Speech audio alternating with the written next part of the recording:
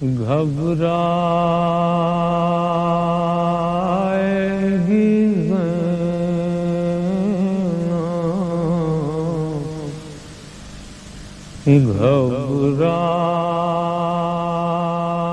کچھ زندگی کا یار نہیں اعتماد ہے، بھولا ہے حق کو موت نہیں جس کو یاد ہے۔ بے شک جہاز عمر رواں رشک باد ہے، ہر لحظہ اس سفینے کو یاد مراد ہے۔ معلوم ہے یہ بات ہر ایک شیخ و شباب کو، انسان سے ہے ثبات زیادہ حباب کو۔ جو کہ استوار بناتے ہیں سب مکان، شاید مکان قبر کا ان کو نہیں دھیان۔ نہ نام ہی رہے گا کسی کا نہ کچھ نشاں، بعد اپنے کون اپنا ہے بیجا ہے یہ گماں۔ دنیا میں جو کمال ہے اس کا زوال ہے، واللہ ایک دولت دی لازوال ہے۔ دارے فنا سے اٹھ گئے ہیں کیسے کیسے شاہ، کیا کیا مکان خلق میں اجڑے پڑے ہیں آہ۔ کیا کیا جہاز بحر جہاں میں ہوئے تباہ، سیدھے میام قبر گئے لاکھوں کج کلا۔ کتنے ہی نامدار فلک بے نشاں ہوئے، کتنے ہی مہر و ماہ زمین میں نہاں ہوئے۔ ایک بار پھر میں ہوں صدف فاروقی، آپ سب کے ساتھ محو سفر۔ بات کرتے ہیں چھنو لال دلگیر کی۔ یہ بات بہت کم لوگوں کے علم میں ہے کہ شہرائے آفاق مرثیہ گھبرائے گی زینب ایک ہندو شاعر منشی چھنو لال دلگیر نے لکھا ہے۔ منشی چھنو لال دلگیر میر انیس سے بھی پہلے 417 مرثیے لکھ چکے ہیں۔ جب مرثیے کہنا شروع کیا تو اپنی غزلوں کا دیوان گومتی لکھنؤ کے دریا میں بہا دیا۔ ان کے لکھے ہوئے مرثیوں کی 7 جلدیں ہیں۔ تاریخ میں یہ بات بھی موجود ہے کہ منشی چھنو لال مشہور شاعر ناصح کے شاگرد تھے اور مرزا فصیح اور میر خالد کے ہم عصر تھے۔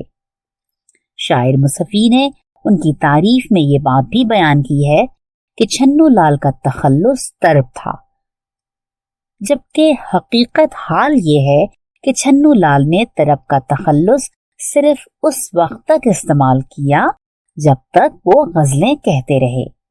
مرثیہ لکھتے ہوئے انہوں نے ہمیشہ دلگیر کا تخلص استعمال کیا۔ گھبرائے گی زینب ان کا بہترین مرثیہ۔ لکھنؤ میں یہ کلام ہمیشہ پڑھا جاتا ہے، لیکن 50 کی دہائی میں مرحوم ناصر جہاں نے اس کلام کو مختلف طرز سے پڑھ کر اسے ہمیشہ کے لیے مجلس شام غریبہ سے منسوب کر دیا، اور اس کو کہتے ہیں سلام آخر گھبرائے گی زینب۔ میاں دلگیر کا انتقال 69 برس کی عمر میں لکھنؤ میں 1264 ہجری میں ہوا، لیکن افسوس کہ قبر کا نام و نشان کہیں نہیں ملتا۔ اسیر لکھنوی نے ان کی تاریخ وفات کہی۔ انہوں نے خود اپنی شاعری میں بے ثباتی دنیا کا نقشہ کھینچتے ہوئے کہا، جس کا جہاں میں شرق سے تا غرب تھا عمل، آیا کبھی نہ جن کی حکومت میں کچھ خلل۔ تاروں سے بھی زیادہ تھے جو صاحب دول، آخر ہوئے وہ قیدیے سرپنجے اجل۔ اب ان کے استخوان بھی زیر زمین نہیں، ان کے نشان قبر بھی ملتے کہیں نہیں۔ منشی دلگیر ہکلاتے تھے، اس لیے وہ اپنا مرثیہ منبر پر نہ پڑھتے تھے۔ ان کے مرثیے یا تو کوئی سوز خوان یا ان کا کوئی شاگرد پڑھتا تھا۔ تو آئیے ہم سنتے ہیں ان کا مشہور زمانہ مرثیہ، جس نے انہیں آج 200 سال گزرنے کے باوجود ہمارے دلوں میں زندہ رکھا ہوا ہے۔ گھبرائے گی زینب۔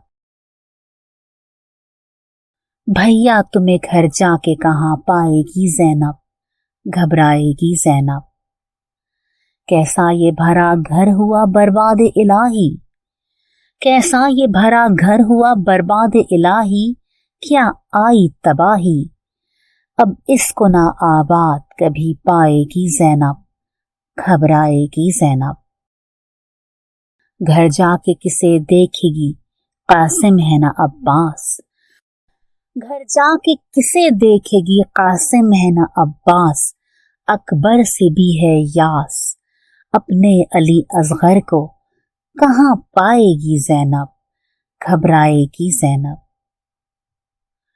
पूछेंगे जो सब लोग के बाजू पे हुआ क्या, पूछेंगे जो सब लोग के बाजू पे हुआ क्या, ये नील है कैसा, किस किस को निशान रस्सी के दिखलाएगी ज़ैनब, घबराएगी ज़ैनब। फट जाएगा बस देखते ही घर को कलेजा, फट जाएगा बस देखते ही घर को कलेजा, याद आओगे भैया, दिल ढूंढेगा तुमको तो कहाँ जाएगी ज़ैनब, घबराएगी ज़ैनब। बेपर्दा हुई कैद भी ख्वाहिर ने उठाई, बेपर्दा हुआ कैद भी ख्वाहिर ने उठाई, और मौत न आई। क्या जानिए क्या क्या अभी दुख पाएगी ज़ैनब, घबराएगी ज़ैनब, घबराएगी ज़ैनब। भैया तुम्हें घर जाके कहाँ पाएगी ज़ैनब, घबराएगी ज़ैनब। कैसा ये भरा घर हुआ बर्बाद इलाही, क्या आई तबाही, अब इसको ना आबाद कभी पाएगी ज़ैनब, घबराएगी ज़ैनब, घबराएगी ज़ैनब। घबरा